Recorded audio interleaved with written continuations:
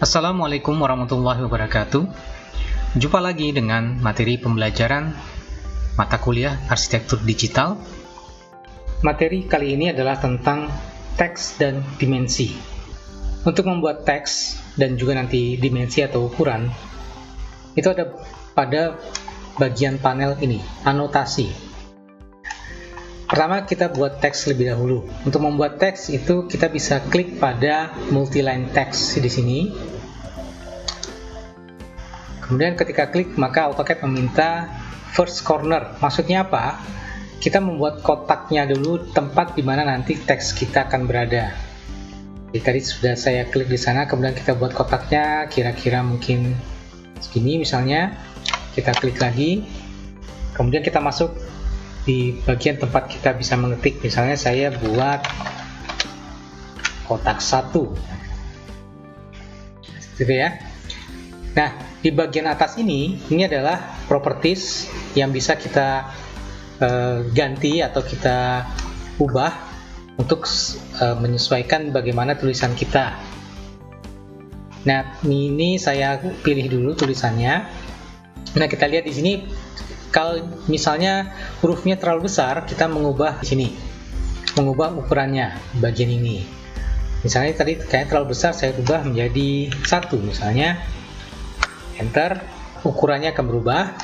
Kemudian di bagian sebelah kanannya itu adalah format-format yang umum kita temukan pada formatting huruf ya di program-program lainnya juga. Misalnya untuk membuat dia menjadi tebal itu ada bagian bold di sini, atau kalau membuat dia menjadi miring untuk italic ya, atau di underline untuk garis bawah juga bisa ya. Misalnya itu membuat dia menjadi superscript atau underscript juga bisa di sini, tapi saya balikkan dulu ke normal.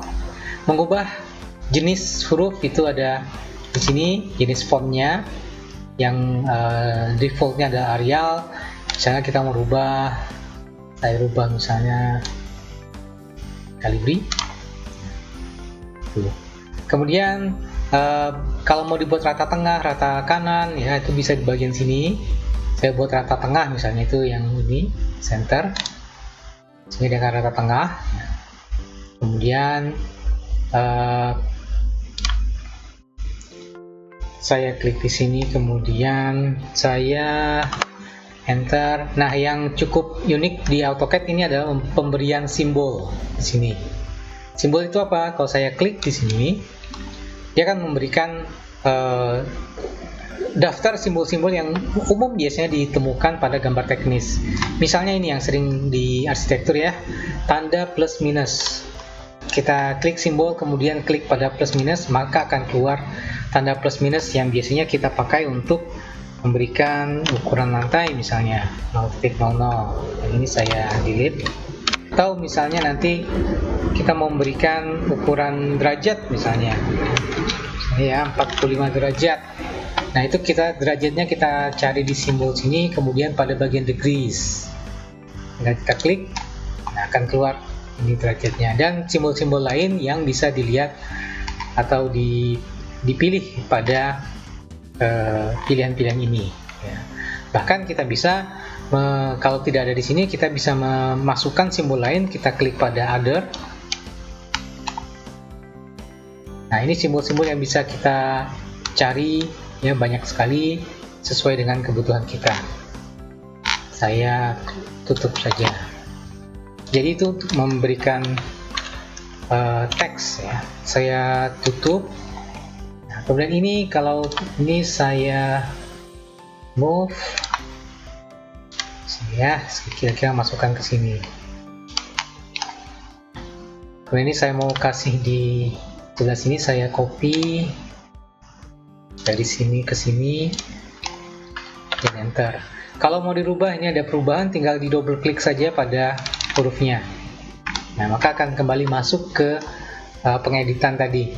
Misalnya saya buat kotak 3, saya close lagi. Itu membuat teks. Kemudian selanjutnya itu adalah memberikan ukuran. Ya, tadi sudah di bagian anotasi tadi sudah ada teks, kemudian ukuran atau dimension. Ya. Saya gunakan yang ini, dimension yang linear.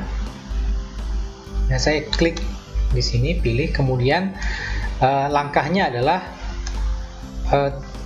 kita menentukan titik mana yang mau diukur. Jadi ini titik pertama, ini titik kedua, kemudian keluarlah ukurannya, tinggal kita letakkan ini mau ditaruh di mana nih misalnya. Saya klik di sini. Misalnya saya mau memberikan lagi ukuran di sebelah kanannya atau seterusnya. Kita bisa ulangi perintah dimensi linear tadi, gini, kemudian klik yang tepat kedua, kemudian saya ini kan endpointnya sini misalnya. Namun cara yang lebih gampang, ini saya undo, adalah kalau kita ke bagian tabel annotate di sini, kita akan mendapatkan perintah-perintah lebih lengkap untuk anotasi tadi, baik dari teks ataupun dimensionnya. Nah, ada perintah di sini namanya continue. Saya akan meneruskan, tadi yang pertama sudah membuat dimensi ini, kemudian saya akan teruskan ke sana, saya bisa klik continue. Kemudian dipilih dimensi yang mau diteruskan atau dikontinukan. Saya klik di sini, kemudian tinggal kita pilih titik-titik berikutnya. Ini dipilih, saya ke sana lagi, kemudian ke sana lagi.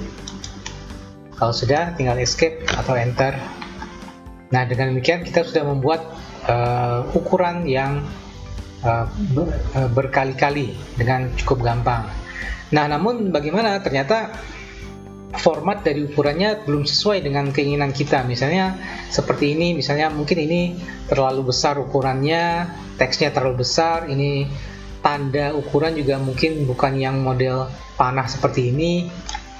Nah, kita lakukan perubahan-perubahan itu pada bagian, kalau dilihat di sini, saya klik di sini, ini adalah dimension style yang ada pada gambar. Tadi kita menggunakan ISO 25.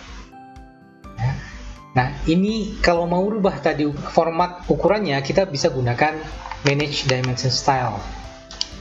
Saya klik di situ, akan keluar dimension style manager. Di dalam dimension style manager ini terdapat daftar style ukuran yang ada dalam gambar kita. Secara sekarang ada 3, ada anotatif, ISO 25, dan standar. Yang barusan dipakai adalah ISO 25. Kita bisa menambahkan, bisa memodify atau mengubah format-format ini. Saya mulai dengan membuat format baru, misalnya klik di sini pada new. Akan dia menanyakan dulu, ini nama style barunya apa. Saya mungkin berikan nama latih, start with ISO 25, oke, kemudian continue. Setelah continue, maka akan keluar window baru untuk memformat style dimension ini. Ada tab-tab di sini yang menunjukkan format-format yang bisa kita lakukan. Yang pertama dari line-nya, lines di sini ya. Lines di sini berarti garis-garis ukurannya. Yang mana saja, misalnya dimension lines itu kalau saya ganti warnanya biar kelihatan yang yellow atau ini ya red. Nah, ini yang warna merah ini, itu namanya dimension lines. Sementara yang extension lines itu adalah yang ini, yang garis-garis ini. Nah, yang bisa kita rubah seringnya itu adalah pada extension lines ya. Misalnya extend beyond dim lines, saya ganti misalnya mungkin terlalu banyak, 0,75 saja ya. Kemudian offset from origin itu adalah jarak dari titik tempat ukuran sampai dimulai gambar extension line sini, yang dari sini ke ini, misalnya ada gap di situ. Misalnya saya kasih ganti 1, ini kan juga akan berubah. Ini saya kembalikan warnanya by block dan by block.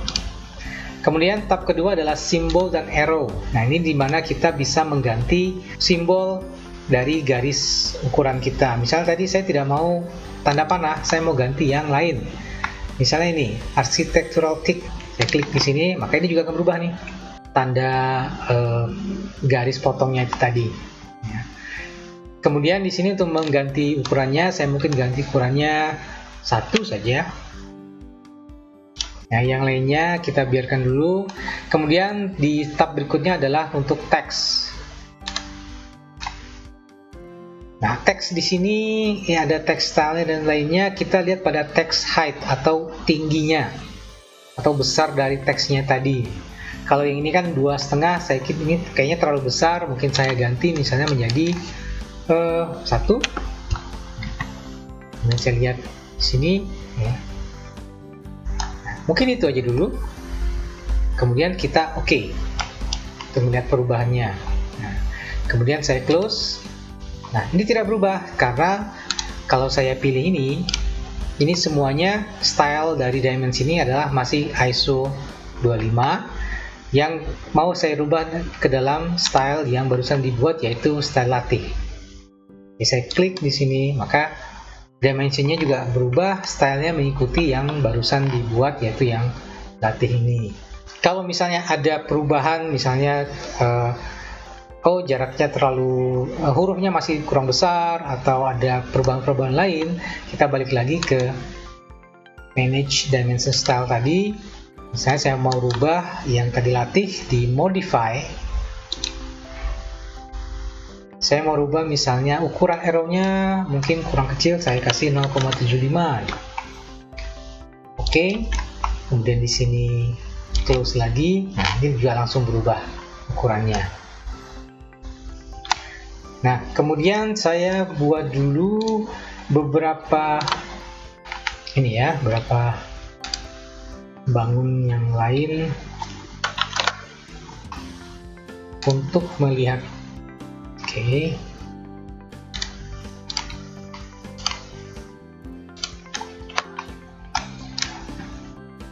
Untuk dimension tadi, selain tadi yang pertama adalah tentang linear, yang ini, kita juga bisa pilih kalau butuh ukuran yang lain. Misalnya saya mau di lingkaran, biasanya kita mau tahu diameternya. Saya bisa pilih di sini diameter. Kemudian diminta untuk memilih busur atau lingkaran, saya pilih lingkarannya ya. Kemudian kita bisa masukkan, tinggal tempatkan ininya di mana ukurannya, misalnya seperti ini. Kemudian di sini yang lainnya adalah align ini. Ini untuk memberikan ukuran yang tidak searah sumbu Y ataupun sumbu X. Kalau misalnya saya mau berikan ukuran ini, kemudian saya pilih yang linear, kemudian saya pilih di sini dan di sini, maka pilihannya cuma searah sumbu X seperti ini atau sumbu Y. Nah, supaya mendapatkan ukuran yang sesuai dengan kemiringan ini, pilihlah yang aligned.